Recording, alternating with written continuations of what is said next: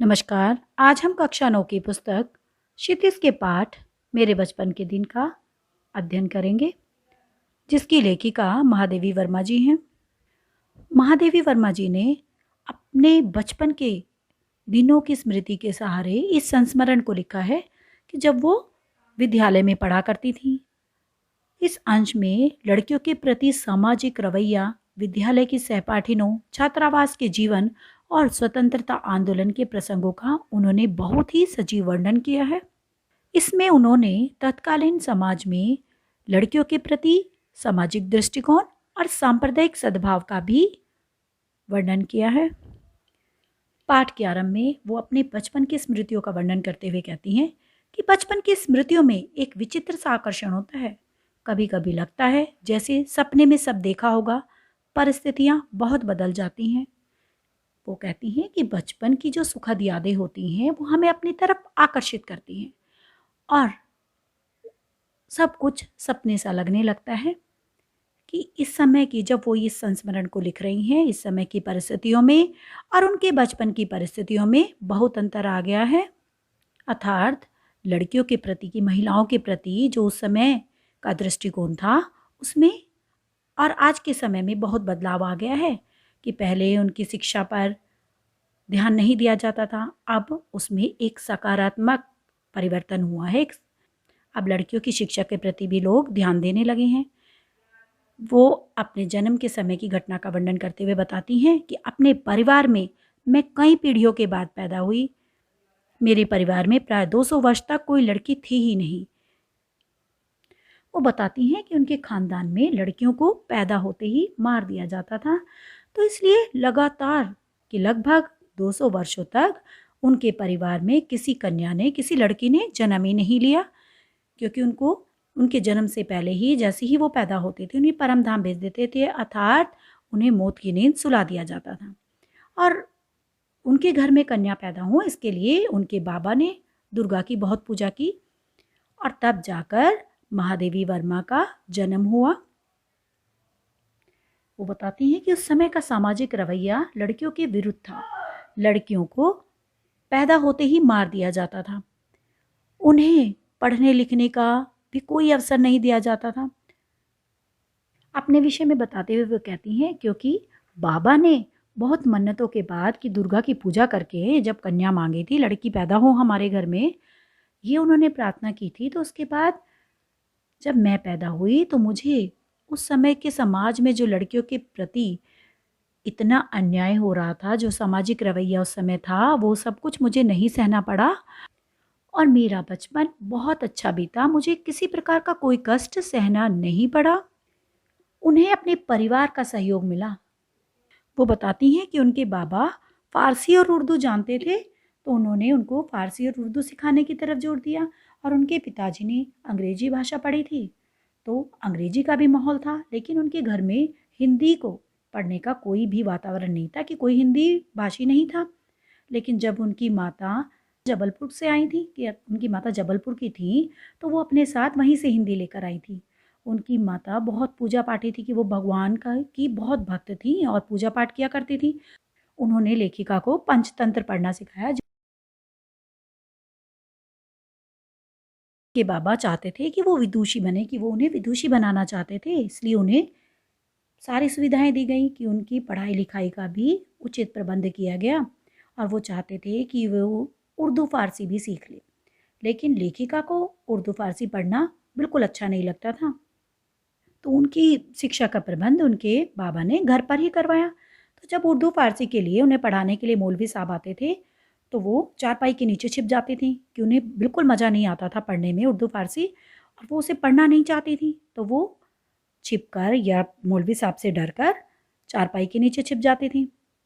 अब उनका जब रुझान उर्दू फ़ारसी में नहीं हुआ, तो कि उनको संस्कृत पढ़ाने का निश्चय किया गया, और उन्हें संस्कृत पढ़ाने के लिए पंडित जी आने लगे।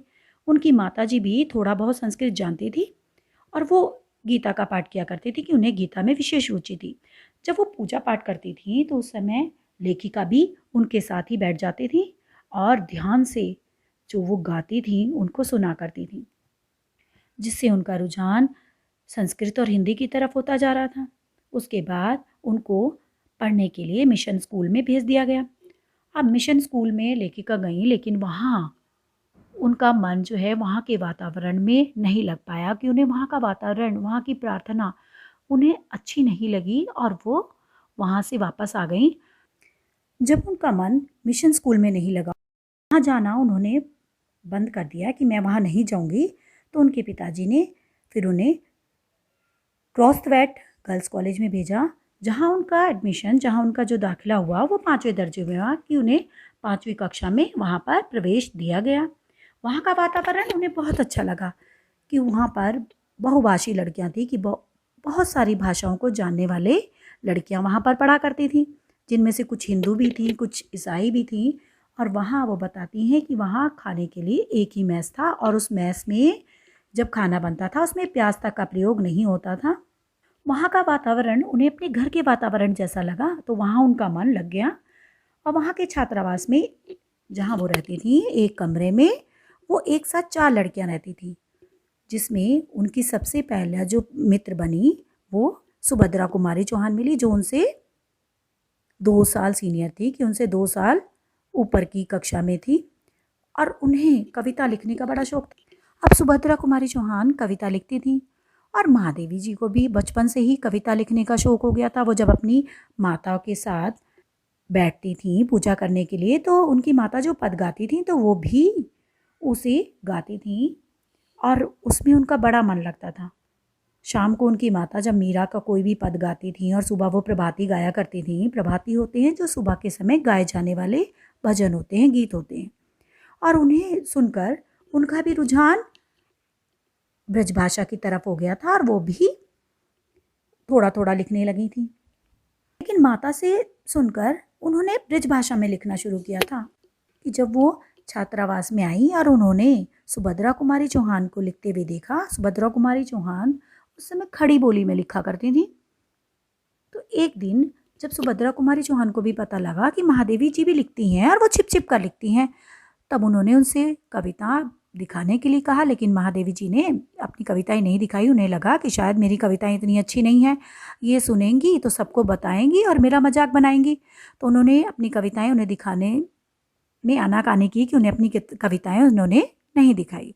सुमित्रा कुमारी चौहान ने खुद ही उनकी कविताएं ढूंढ ली, कि उन्होंने उनके बैग में से वो कविताएं निकाल ली, और उन्हें एक दिन उन्होंने महादेवी जी की डेस्क से किताबों की जब तलाशी ली, तो उस तलाशी में उनकी वो कविताएं निकल आईं। अब उन्होंने क्या किया, वो पूरे हॉस्टल में वो सबको कविता दिखा कर आ गई, कि देखो ये भी कविता लिखती है और इतनी अच्छी कविता लिखी है। और तभी से उन दोनों में पक्की मित्रता हो गई। अब वो दोनों खेल कूद के समय में एक साथ बैठती और तुकबंदी किया करती, अर्थात कविताओं की रचना करने लगी। वो बताती हैं कि उस समय एक पत्रिका निकलती थी, स्त्री दर्पण, और वो अपनी कविताओं को उसी पत्रिका के लिए भेज दिया करती थी। वहाँ होने वाले कवि सम्मेलनों में भी उन लोगों ने जाना शुरू कर दिया। वो बताती हैं कि सन 1917 में जब कांग्रेस के नेतृत्व में हिंदी का खूब प्रचार प्रसार हो रहा था, उस समय जगह जगह हिंदी के कवि सम्मेलन हुआ करते थे। और हिंदी का जो ये प्रचार था वो स्वतंत्रता आंदोलन का एक अंग बन गया था, एक हिस्सा बन गया था। और हिंदी का प्रचार करने के लिए जगह जगह कवि सम्मेलन होते थे। तो ये भी क्रोस्तवैट की मैडम के साथ वहाँ पर चली जाती थी कविता सुनाने के लिए।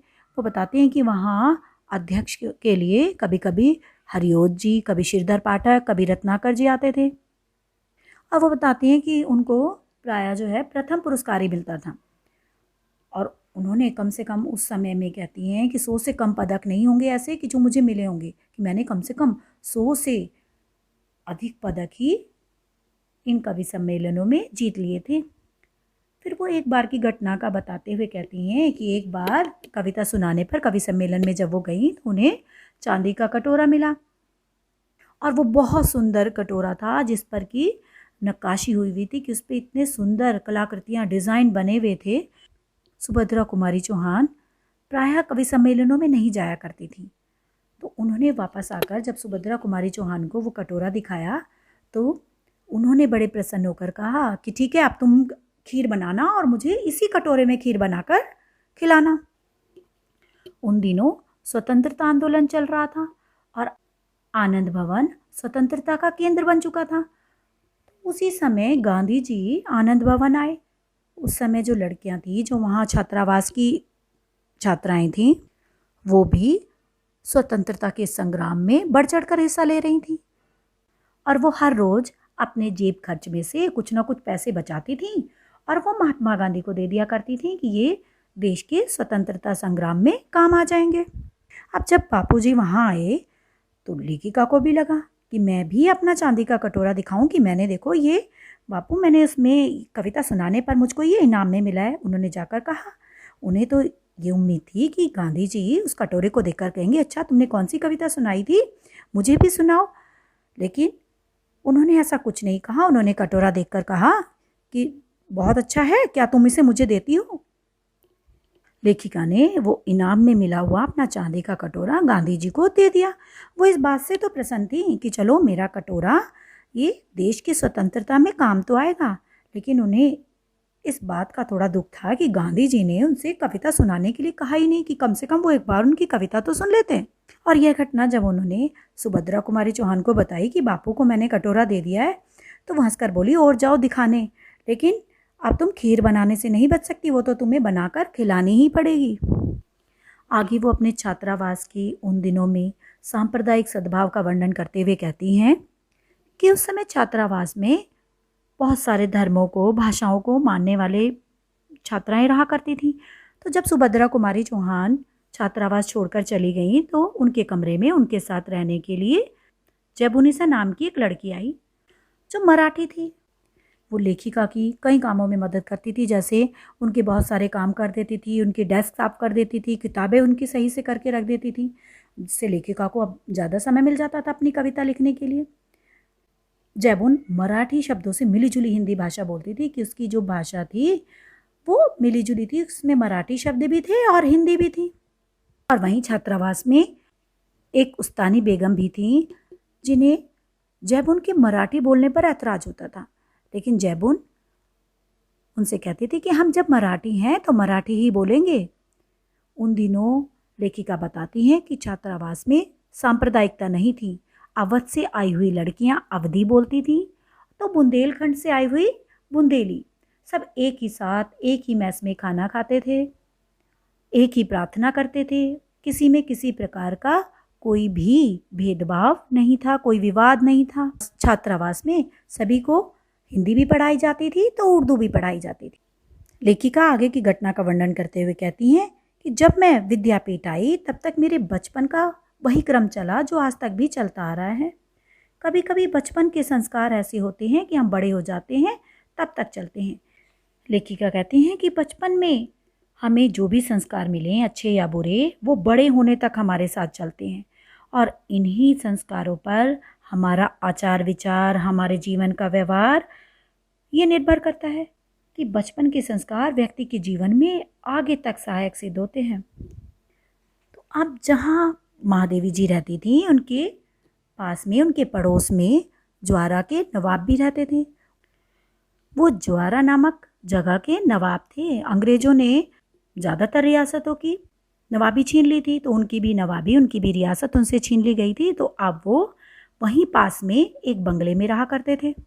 उन नवाब साहब की पत्नी, जिन्हें लेखिका ताई साहिबा कहा करती थी, कि उनके पड़ोस में रहती थी, और वो उन बच्चों से कहती थी कि महादेवी वर्मा से और उनके भाई से कि वो उन्हें ताई साहिबा कहें, और अपने बच्चों से वो महादेवी वर्मा जी की माँ को चची जान कहलाती थी।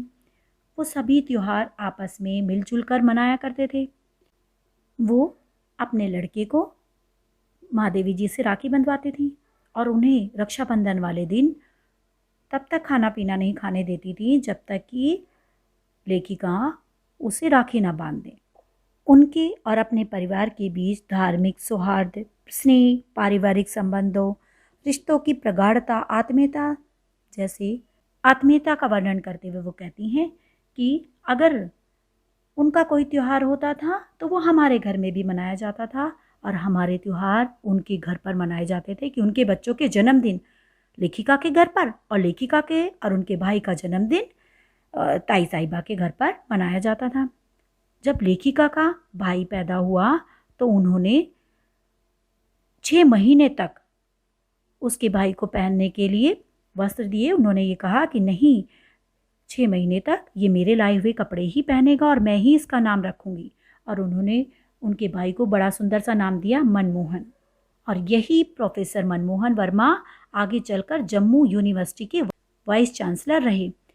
कि जो उन्होंने नाम दिया था, आपसी संबंधों का, आपसी प्रेम का वर्णन करते हुए बताते हैं कि जो नाम ताई साहिबा ने उनके भाई को दिया, वो नाम फिर बदला नहीं गया।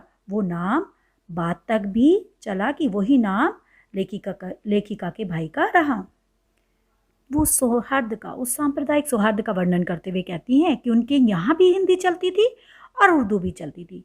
हिंदी और उर्दू दोनों भाषाओं का उनके घर में भी प्रयोग होता था, तो लेखिका के घर में भी।